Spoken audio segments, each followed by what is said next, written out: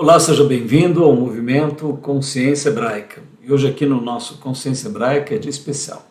É dia de As Parábolas de Jesus. Nós estamos no episódio de número 66. É 17 de outubro de 2021. A parábola é o Rico e Lázaro. E nós estamos na terceira parte, a parte final do estudo da parábola. Damos as boas-vindas a você. E assim, temos visto uma sequência de parábolas incrível. Se você perdeu, volte nos 2 capítulos, procurando no YouTube, no canal Consciência Hebraica. Ali você vai achar a playlist As Parábolas de Jesus e todos os episódios estão lá.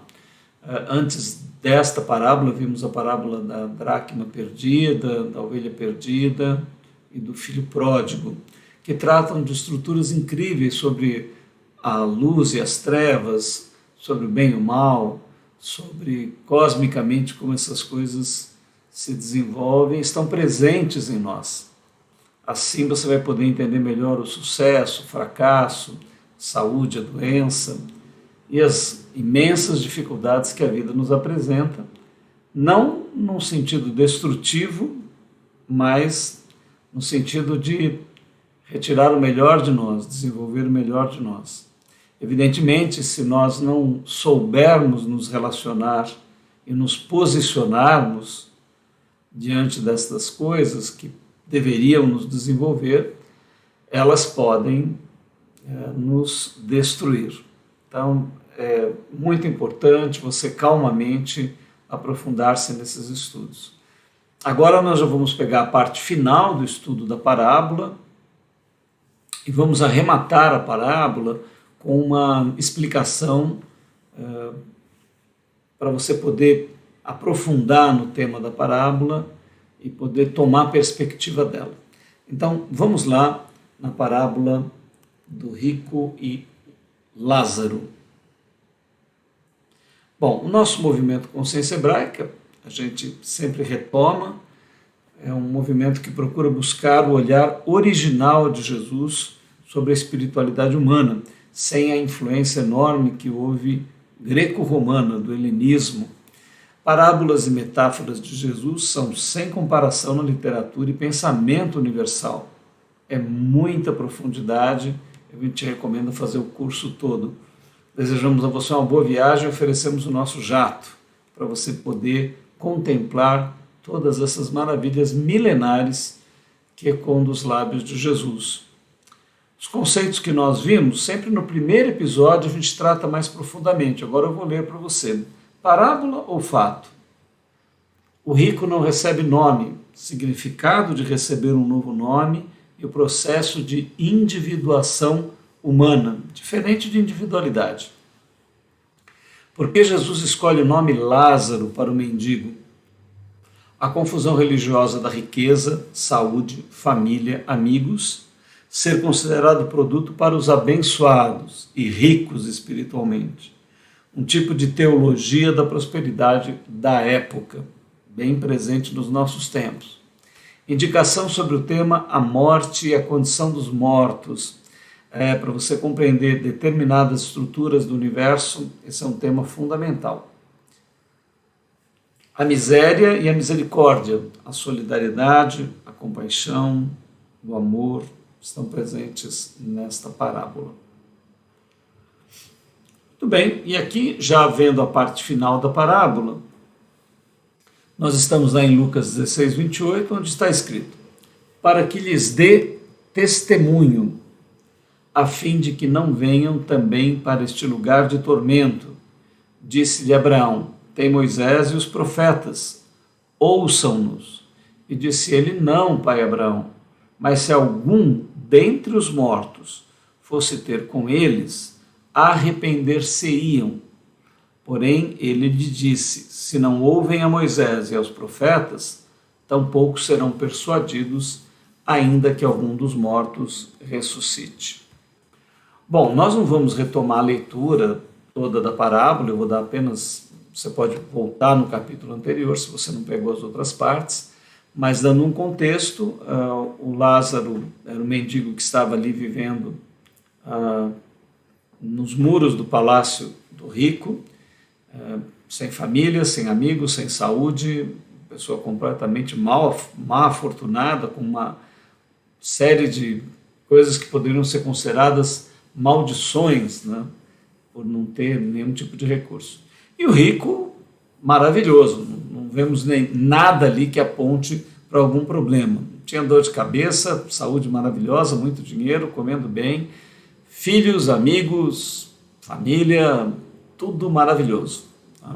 Então Jesus pega dois extremos, é de propósito, isso ele carrega, é mais ou menos como a explicação que nós vamos dar daqui a pouco, quando a parábola terminar. Nós vamos fazer ponderações carregadas, evidentemente, né, que não correspondem exatamente à realidade, ao fato concreto da vida, mas que serve como exemplo didático para que você possa compreender como as coisas mais ou menos funcionam. Claro que cada indivíduo, cada ser humano, cada história, cada situação, cada arbítrio, cada decisão é um contexto sistêmico, complexo, que envolve milhares de fatores e que nenhuma explicação pode abarcar a vida individual e a situação de cada pessoa. Mas é auto-aplicável, né? Sempre vai servir para a tua situação. Assim, né, neste caso, você pode julgar, você pode se avaliar, se autoavaliar, julgar a sua própria vida, medir as forças que estão em você e nesse sentido vai servir.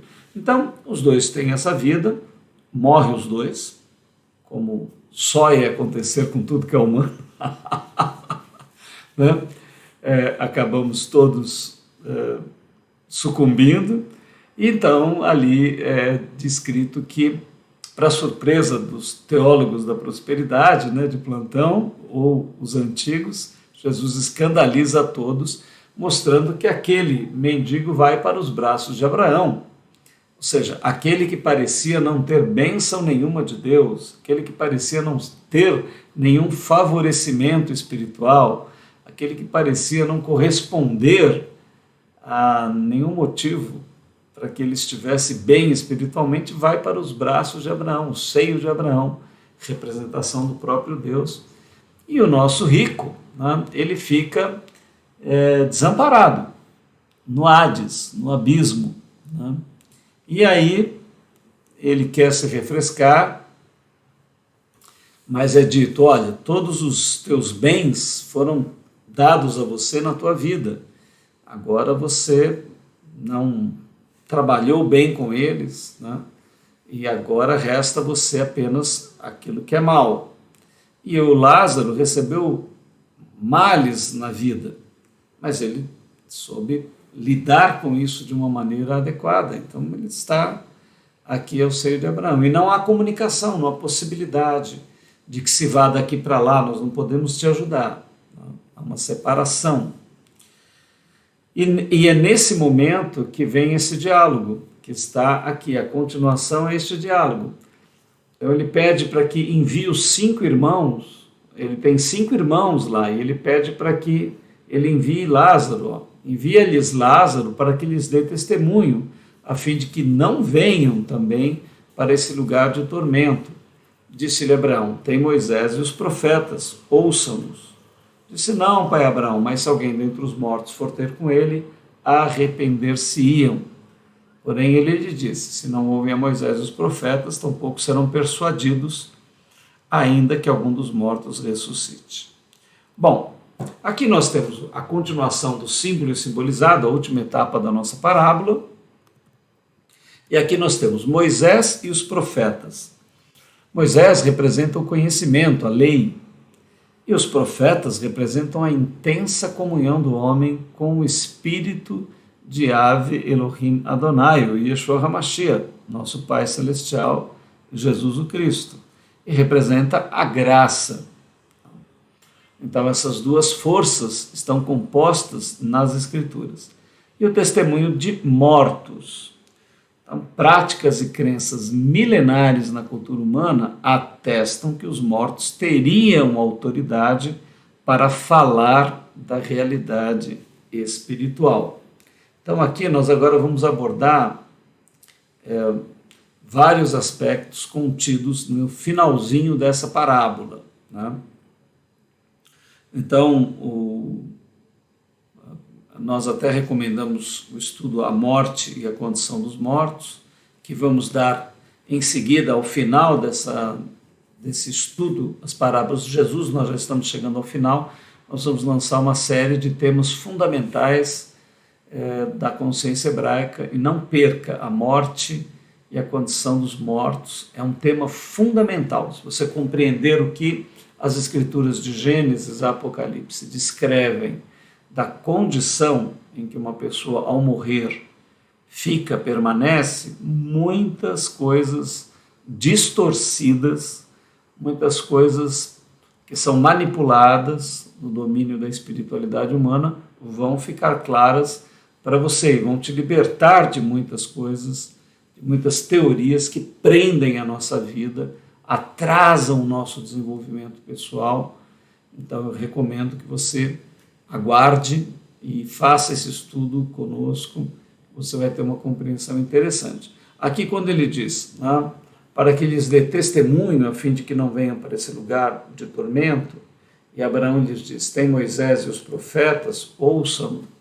É muito interessante, nós vemos que Jesus, sempre que vai responder com referência ao contexto de compreensão do significado da evolução espiritual do homem, ou seja, como o homem deve progredir, evoluir, como ele deve realizar-se no sagrado em relação à vida, ele nunca recorre a novos recursos, né?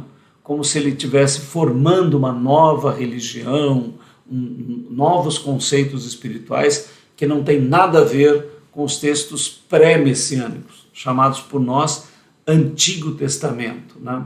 Ele inclusive não invalida, né? Ele não usa essa expressão Antigo Testamento. Ele considera os seus ensinos como uma concretização, como uma extensão, como uma confirmação, como uma realização de tudo que está de Gênesis até o livro de Malaquias. E agora ele vai revelar o espírito da lei. O Cristo é o próprio espírito da lei. Ele vai sair da letra morta, da letra que está com dificuldade de ser compreendida, e com o seu próprio espírito, que é o Ruach Kadosh, o espírito do Messias, o espírito de Jesus, ele vai abrir a condição de que as nossas mentes possam compreender o efeito da graça do espírito dele e a síntese, a essência que está na lei e nos profetas, né? Então essa lógica ela fica perfeita aqui. Ele não recomenda nada novo. Ele diz, olha, você pede para que eu mande Lázaro lá para falar a respeito desse lugar, eles já têm todas as informações necessárias para não vir para este lugar. E aonde estão essas informações? Na lei e nos profetas. Então, a revelação dada pela Torá, que simboliza a lei, pelos profetas, pelos livros históricos, toda a história vivida em Israel, para inclusive a formação do Messias, elas contêm todos os elementos necessários para o progredir infinito da vida humana. Nós compreendemos que há um propósito revelado em Gênesis 1:26, façamos um ser à nossa imagem e semelhança. Nós compreendemos que a humanidade toda foi convocada, convidada, formada para esta realização. E vemos que isto ocorre pelo amor. O que o Messias consolida é o amor de Yahvé Elohim Adonai, de Deus, o Pai, pela humanidade, por todos os seres humanos criados. Há um sentido, há uma direção, há um propósito, há uma missão, há uma vocação, há uma realização para a vida humana. É ela se tornar templo vivo de habitação de Yahvé Elohim Adonai. ela se tornar produto, filho desta suprema vida. E tudo isso está contido na lei e nos profetas. E ele próprio é o resultado da lei e dos profetas. Então ele diz, olha, lá eles têm recursos, não é necessário que o morto volte. E o Abraão, quando ouve isso, quando fala isso, ouve do Lázaro, olha aqui, ouve do mendigo, dizendo, não, pai Abraão, mas se algum dentre os mortos fosse ter com eles, arrepender-se-iam. Bom, aqui começa um grande embate religioso, teológico, filosófico, no sentido da religião, da filosofia da religião, e, na verdade, da história prática dos sistemas espirituais humanos, porque é praticamente universal a relação das sociedades com mortos. Se você for procurar no Extremo Oriente, no Egito, se for procurar nas culturas, mesmo aqui dos povos indígenas, do Novo Mundo, essa relação com pessoas que morreram, espíritos de pessoas mortas, ela é praticamente universal. É quase como a construção de imagens para a representação da divindade ou a concretização da divindade em objetos da natureza, como o sol, como a montanha, como as ondas do mar. São elementos que aconteceram na cultura humana, com exceção de Israel, com exceção da consciência hebraica, com exceção do que foi revelado aos hebreus. A eles sempre lhes foi proibido, foi indicado, foi ensinado que os mortos não tinham essa ação de nenhum tipo com o mundo dos vivos. Ou seja, você deveria se relacionar com a divindade e ela revelaria ao ser humano, ela clarearia a mente humana, ela daria os elementos de intuição, de intelecção, de razão, de sentimento, de intuição, ou seja, em todas as faculdades humanas, em todas as potencialidades humanas, nesta relação com a divindade, diretamente, o homem teria condições de compreender o sentido da sua vida. E muitos povos, muitas culturas, passaram a ouvir, a buscar, a relacionar-se, a escrever, a receber instruções que não são diretamente desta divindade, da divindade, mas que são de espíritos, pessoas que morreram, seres ascensionados, avatares, etc, etc, etc. Daí vai para objetos voadores não identificados, seres de outros planetas, tudo por telepatia, por processos intuitivos. Isso está coalhado, está cheio, está repleto em toda a humanidade. Então, a parábola, ao tocar nesse assunto, ela toca em toda essa imensa estrutura de prática humana, e a parábola não qualifica essas fontes. Diz, olha, não é desta maneira que se deve receber as informações. Tá? Tudo que o homem necessita está na lei e nos profetas. E aí muitos, então, vêm com a argumentação, ora, mas os textos foram desvirtuados, os textos foram malversados, os textos foram manipulados pela igreja, os textos não contêm mais esta intuição. Então, isto falam aqueles que olham para a letra do texto. Já foi muito bem revelado pelo próprio texto que a letra mata, mas o espírito vivifica a letra. O sentido profundo do que os textos contêm não está na troca de palavras, ela está em uma essência do todo do escrito, na relação do próprio homem com o Espírito que inspirou as Escrituras, com o Espírito que foi derramado através de Yeshua HaMashiach, e este Espírito Santo, o Ruach Kadosh, nos conduz para compreendermos tudo o que é necessário para a nossa evolução.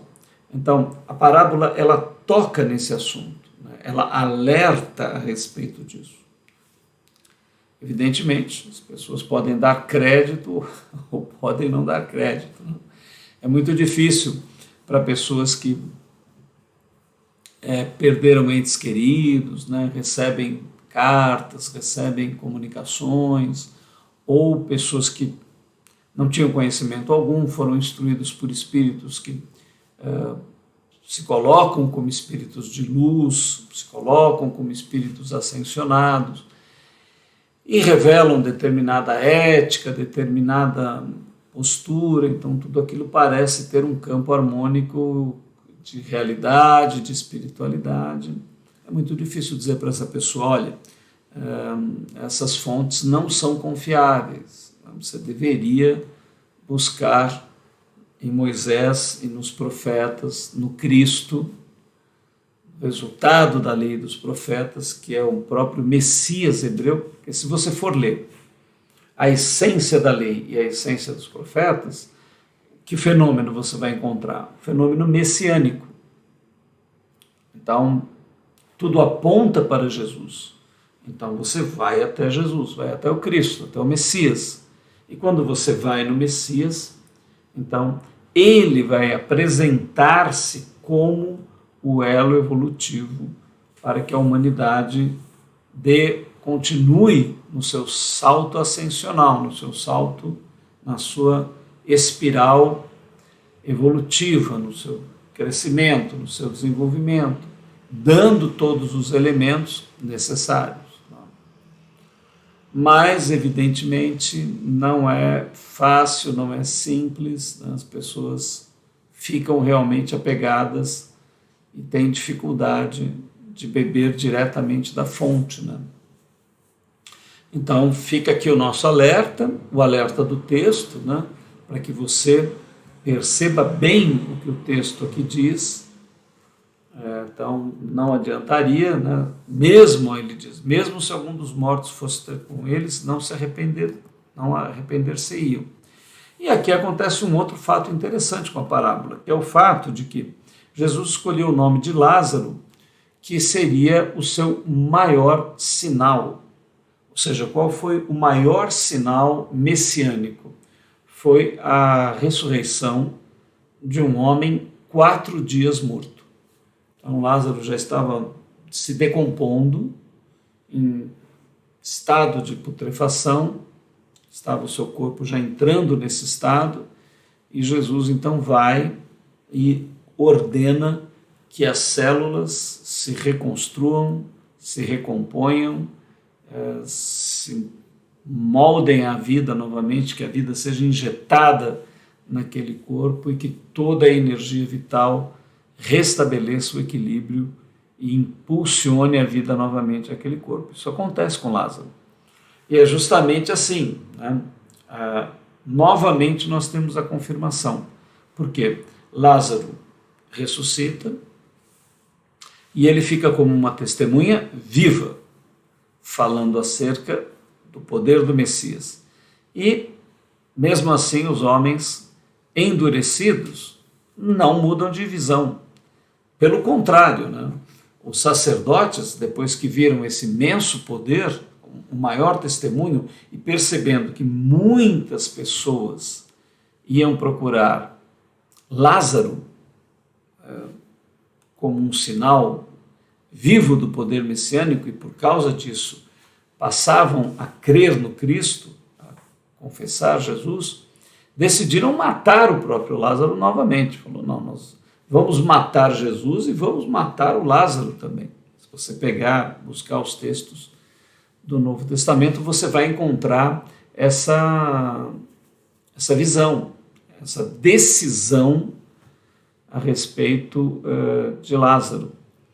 E é uma coisa interessante que Lázaro fica 4 dias morto, ele ressuscita, e não há uma palavra de Lázaro. Ele não diz que viu ninguém, não viu nenhum túnel de luz, não viu antepassados, não viu gente da família dele que tinha morrido, ele não fala de absolutamente nada.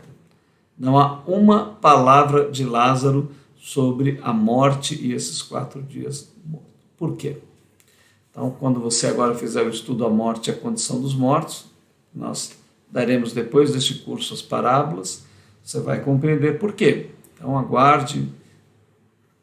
Se você quer receber conhecimento de Moisés e dos profetas e do próprio Yeshua HaMashiach, o Messias, a respeito desse assunto, né, nesse estudo você vai receber um alinhamento de passagens de Gênesis a Apocalipse, descrevendo esse estado, como ficam os mortos e o que vem a seguir adiante aí que o Apocalipse descreve, os próximos passos da evolução humana. Então não perca nesse nosso estudo que vem a seguir aí, depois que este terminar. Né? Então, por isso que ele escolhe o nome de Lázaro, né? E ele diz, olha, nem que algum dos mortos fosse ter com eles, eles não iriam mudar de visão. E realmente se confirmou isso, porque eles decidem matar Lázaro e o próprio Jesus. Porém ele disse, não, se não ouvem a Moisés e os profetas, tampouco serão persuadidos, ainda que um dos mortos ressuscite. Muito bem. Olha, com isso nós finalizamos assim o corpo principal da parábola e queríamos agora apresentar um quadro para você, onde nós vamos didaticamente demonstrar uma possibilidade do que aconteceu do Lázaro e do rico. Essa é uma explicação didática, ela não corresponde exatamente à realidade, ela é praticamente quase uma parábola, o que nós vamos fazer. Nós vamos explicar o contexto que aconteceu por dentro dessa parábola para que o resultado fosse esse que a parábola descreve. Né?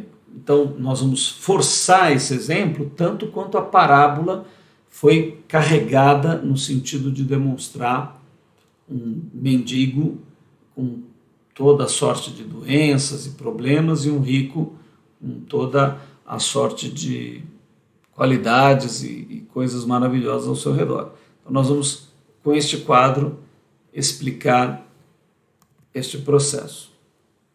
Então, aqui, nesse quadro, olha, nós pegamos o nosso gráfico do ser humano e mostramos aqui no nosso gráfico a figura de duas maneiras. Ó. Você vai observar aqui, tá vendo?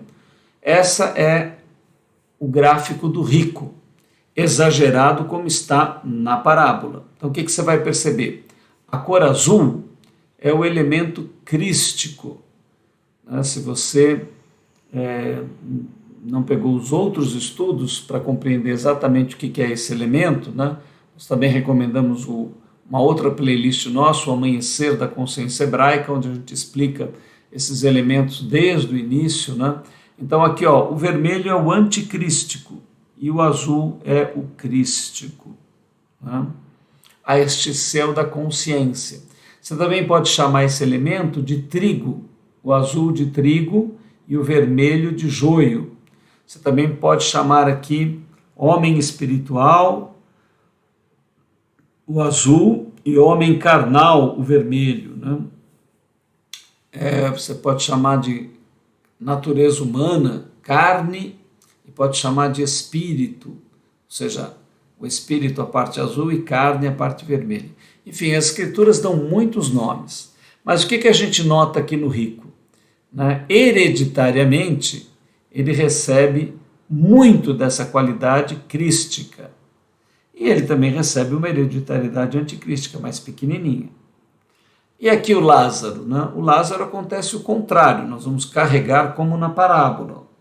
O Lázaro tem uma natureza gigante anticrística, que ele recebe hereditariamente, e ele recebe uma pequena porção crística. Tá? Então, esse é o quadro geral do Lázaro e do rico. Então, esse elemento crístico, ou elemento anticrístico, não, elemento, o joio e o trigo, eles são elementos que são fruto do arbítrio humano. Né? Nós vemos que na natureza você tem o elemento celestial e o elemento abissal. Né? Bem no início, lá no Gênesis, você já encontra esses dois elementos. No princípio criou Deus os céus e a terra, verso 1 do livro de Gênesis, e a terra era sem forma e vazia, e havia trevas sobre a face do abismo. Então nós vemos céus, abismo e terra já no primeiro verso. Todos os reinos recebem este elemento em mescla, em gradiente, a natureza toda é formada disso. Plano mineral, plano vegetal, plano animal e o plano hominal. Só que o único plano que tem autoconsciência é o plano hominal. Então o ser humano, quando come da árvore do conhecimento do bem e do mal, é porque desperta a autoconsciência e vê céu e abismo no seu interior. Essa é a árvore do conhecimento do bem e do mal. E o ser humano aí passa agora a tomar decisões. Quando ele concorda com o abismo que há dentro de si, ele gera um elemento chamado anticrístico, que é esse elemento vermelho aqui, ó. E quando ele concorda com o céu que há dentro de si, ele gera o elemento crístico, que é esse elemento azul. Tá? E quando nós geramos filhos, nós hereditariamente já transferimos, assim como transferimos características físicas, transferimos potencialidades mentais, emocionais e também espirituais. Então você já recebe de nascimento uma carga crística e uma carga anticrística. E evidentemente você multiplica esses talentos recebidos. Ora, se você der mais atenção, se você fortalecer mais, se você tomar mais decisões alinhadas com o teu elemento anticrístico, a tua consciência vai ficar cristalizada no elemento anticrístico. Se você der mais atenção, se você der mais importância, se você seguir mais os valores do teu elemento crístico, a tua consciência será cristalizada no elemento crístico. Nós todos nascemos, o nosso nascimento é sempre feito, a nossa consciência nasce no anticrístico, né? Por isso que o mundo jaz no maligno, o homem nasce morto espiritualmente. A nossa consciência nasce fixada aqui. Quando nós nos convertemos, nós vemos que Deus nos transporta das trevas para o reino da luz. Então ele nos transporta das trevas para o reino da luz. E isso é feito pelo Ruach Kadosh, ou seja, é o Espírito Santo do Messias que transforma, que tira o homem dessa natureza anticrística, leva para a crística. Essa natureza anticrística, lá no Apocalipse, é chamado a besta em cima do dragão, a prostituta em cima da besta. A prostituta em cima da besta representa esta natureza humana e todas as estruturas humanas formadas a partir da operação desta natureza. E a Virgem, da qual diz o Messias nasceu da Virgem, a noiva de Cristo, a Virgem, representa a qualidade crística. A qualidade crística. E a prostituta em cima da besta, a qualidade anticrística. Então, nós agora vamos lançar essa compreensão baseado neste esquema que a própria parábola descreve. E o que vemos aqui? O rico recebeu hereditariamente uma natureza crística muito grande. Só que a sua consciência ficou fiel à sua natureza anticrística. Entendeu? Aqui é que vai dar o problema.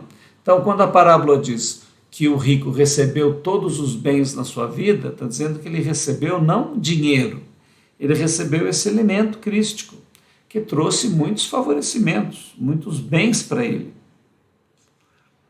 E o Lázaro recebeu males. Só que o Lázaro, a consciência dele foi fiel ao elemento crístico, pequenininho que ele recebeu. E por isso que atraiu-se sobre ele muitos elementos de infortúnio, por causa dessa natureza anticrística prevalecente no seu ser. Então aqui nós temos uma explicação esquemática da parábola. Talvez você agora possa entender. Olha lá, rico. Qualidade crístico-hereditária predominante. Está vendo? Predomina o elemento crístico. Predominante. Recebeu seus bens nessa vida. E ele poderia ter ficado fiel, ter sido um homem rico, que fosse fiel ao elemento crístico. Né? Mas ele não estava nem aí com Deus. O que a gente percebe? Né? Muita gente não tem nem dor de cabeça, né? Tem muito dinheiro, os filhos estão tudo bem, família está tudo bem, só que a pessoa não sabe de onde vem aquilo. Ela tem paz, né, no seu interior, não tem perturbação nenhuma, e ela não dá glória a Deus, ela não reconhece que aquilo é fruto de um elemento hereditário espiritual que ela recebeu, correspondente ao crístico. Né? Bom, e ela pode dizer, olha, eu nem preciso de Deus, né? Porque para mim está tudo bem, não sinto necessidade de nada espiritual. Ela fala isso porque ela já tem aquele elemento hereditário espiritual em abundância, ela não sabe, né? Ela não considera isso, né? Mas é um problema do arbítrio dela, né? Então o rico recebeu essa qualidade crística hereditária.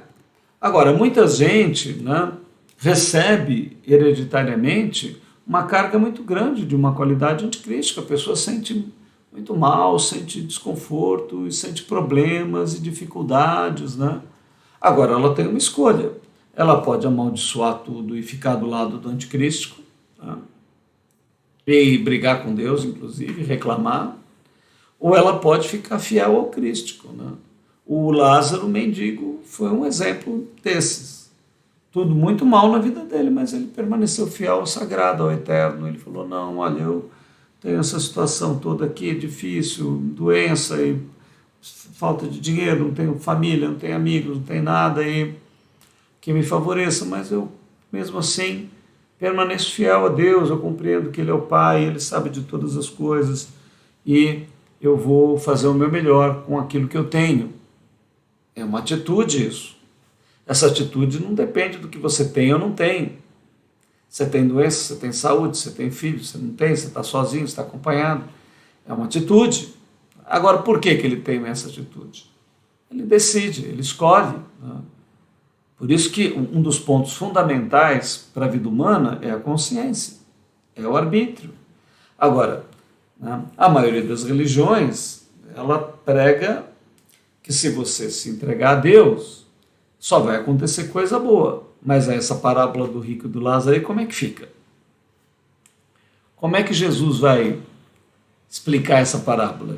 Um religioso aí da teologia da prosperidade jamais faria uma parábola dessa aí, né? Por quê? Porque essa pessoa é fiel a Deus, como é que tem essa desgraceira toda aí? Né? Então você vê que as coisas não são esse quadradinho das nossas religiões e das nossas teologias, a coisa não encaixa, a coisa é muito mais complexa. Né? Então, é uma atitude, fundamentalmente, tudo está ligado a uma atitude, a como você está avaliando a vida. Você tem, muita gente costuma dizer assim, mas imagina, uma vida é muito pouco para você poder decidir evolutivamente, por isso que a gente tem que ter várias vidas. Ora, numa vida, quantas bilhões de decisões nós tomamos? Desde que nós controlamos mais o nosso arbítrio, aí a partir dos 12 anos, para frente, até os 25, 28, 30 anos, que é quando o ser humano está totalmente maduro, e depois até o final da vida da pessoa, quantas decisões são tomadas? Bilhões de decisões. Agora, equivale a bilhões de vidas. Cada dia equivale a uma vida. Você levanta e é um novo dia, uma nova vida que você tem diante de você. Você tem milhares de vidas, porque todo dia é uma vida. E você vai confirmando as decisões que você quer tomar. Se é em relação ao sagrado, se é em relação à dependência do Criador, se é reconhecendo a sabedoria, a harmonia e tudo que o Criador faz, né? Mesmo que as suas circunstâncias não sejam boas, você pode decidir continuar exercendo fé. Tá? Agora, por melhor que sejam as circunstâncias, você pode não estar nem aí com o Criador. Então, vem as consequências, né? E aqui, a qualidade crística hereditária do rico, né? Recebeu toda essa qualidade, recebeu os bens dessa vida. Qualidade anticrística hereditária recessiva, tá vendo? Bem pouquinha que é a qualidade anticrística dele, por isso que ele não sentia nenhum desconforto. Tudo bem, né?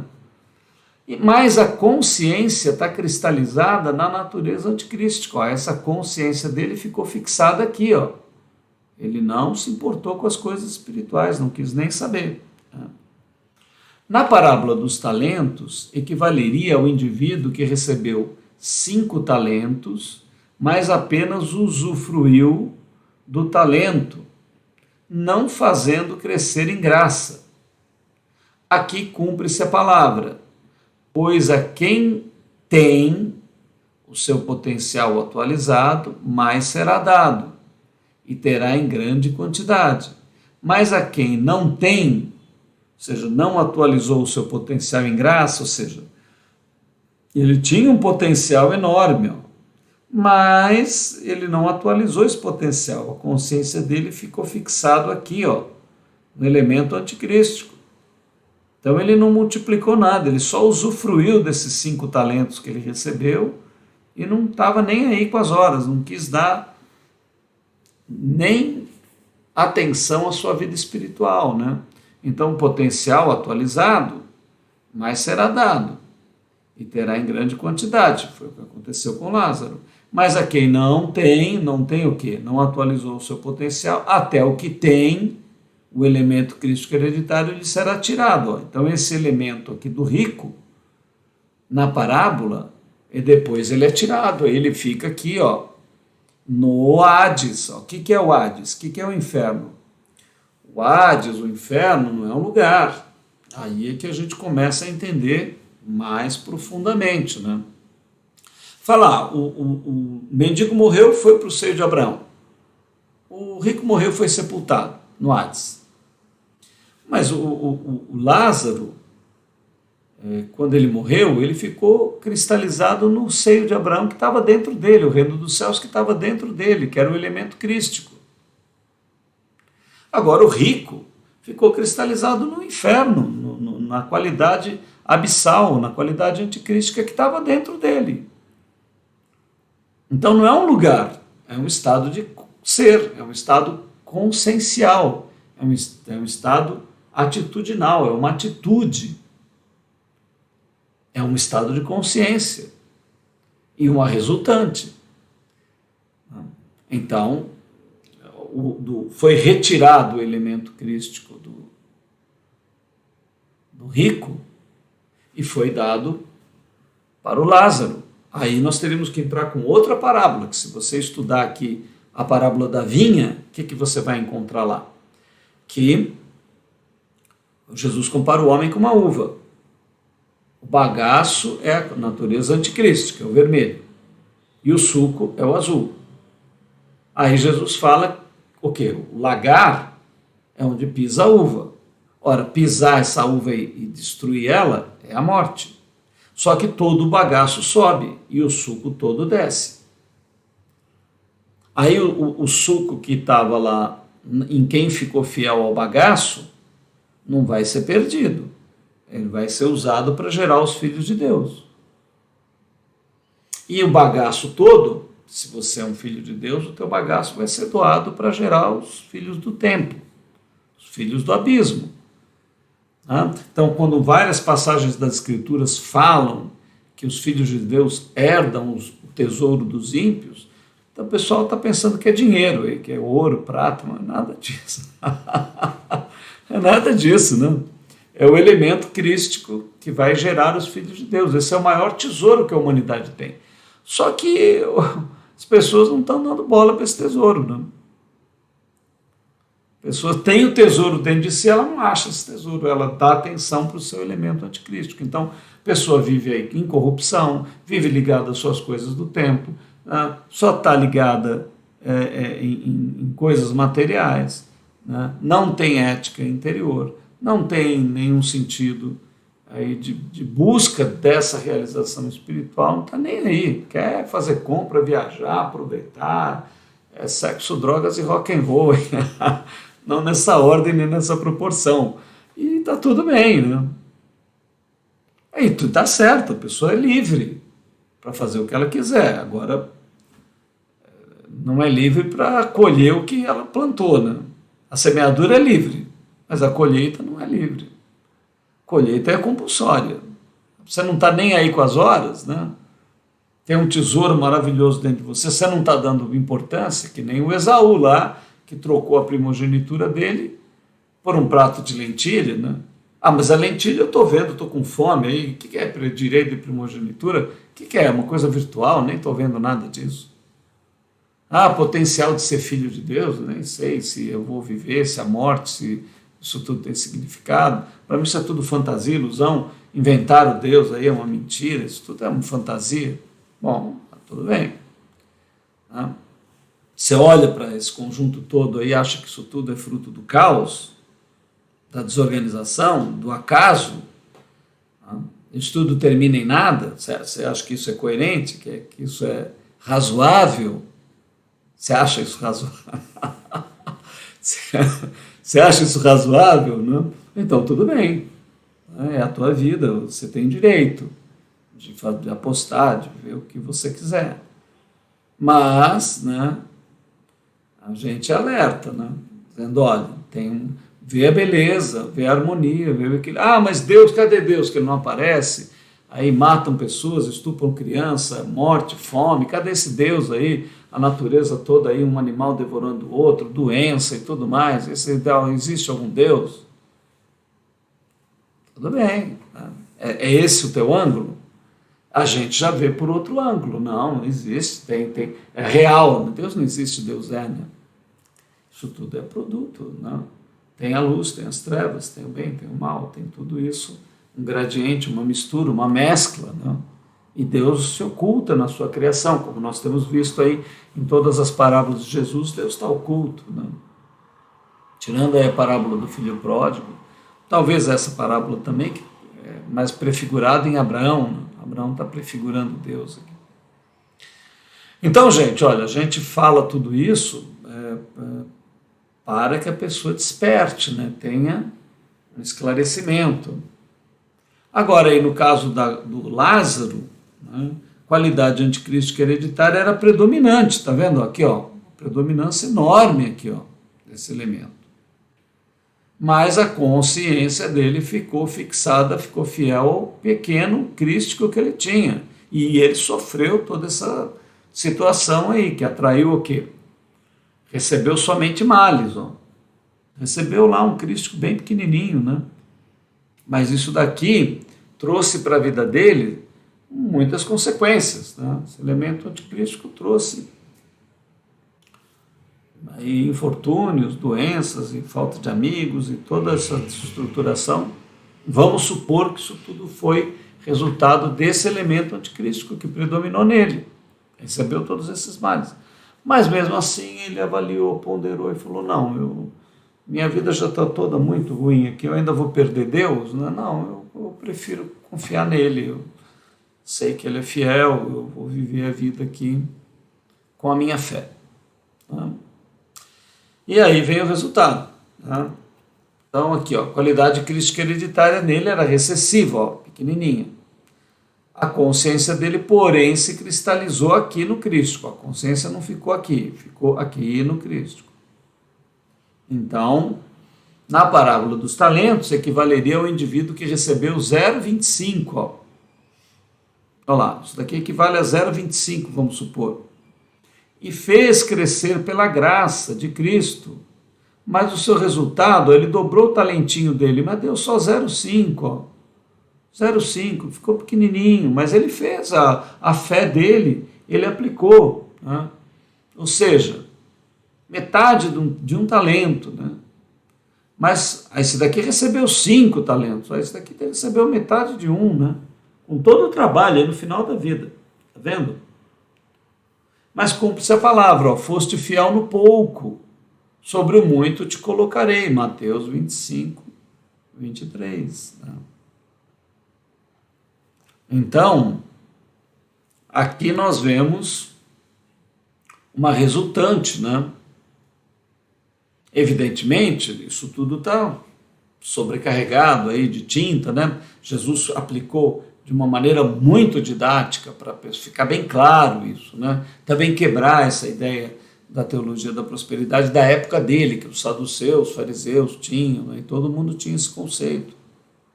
Quando ele fala lá, olha, é mais fácil passar um camelo pelo fundo de uma agulha do que um rico entrar no reino dos céus, todo mundo se escandalizou, falou, meu Deus do céu, mas se os ricos que são os abençoados de Deus não entram no céu, então nós aqui está tudo perdido. Né? Jesus falou, olha, vocês estão vendo as coisas distorcidamente, não é isso, né? Não se trata disso. Né? Então, essa parábola é extraordinária, né? Ela é profunda, ela guarda toda essa profundidade. Eu espero que isso tudo tenha te ajudado, você compreender com bastante profundidade, né? Os elementos. E nós ficamos por aqui. Não perca, próximo domingo nós vamos ter uma outra parábola do servo. Nós somos o movimento Consciência Hebraica, estamos nas redes sociais, queremos a tua ajuda para divulgar o canal, divulgar os estudos. Né? Lá no YouTube você procura o Consciência Hebraica. Deixa um like no vídeo, se quiser faça algum comentário. Envie esse vídeo para alguém que você gosta, que você acha que pode raciocinar e refletir esses temas. Nós estamos lá no Telegram, você pode entrar no nosso grupo, chama Consciência Hebraica, todo o material está postado lá, você tem fácil acesso. O Instagram e o Facebook nós precisamos melhorar, precisamos de ajuda aí, mas com o tempo ficará cada vez melhor, nós estamos lá também. Que a vida infinita te conduza, que a misericórdia, a graça, o perdão do Altíssimo, através de Yeshua HaMashiach, do seu Ruach Kadosh, do seu Espírito Santo, esteja sobre a tua vida te conduzindo. Seja fiel ao pouco, seja fiel ao Crístico, seja fiel ao Pai. Encontre o Messias, só Ele pode dar essa qualificação, através da graça, através do amor. Uma excelente jornada rumo ao infinito para você. Shalom Adonai, Salem Aleikum, que a paz do Eterno esteja sobre a tua vida.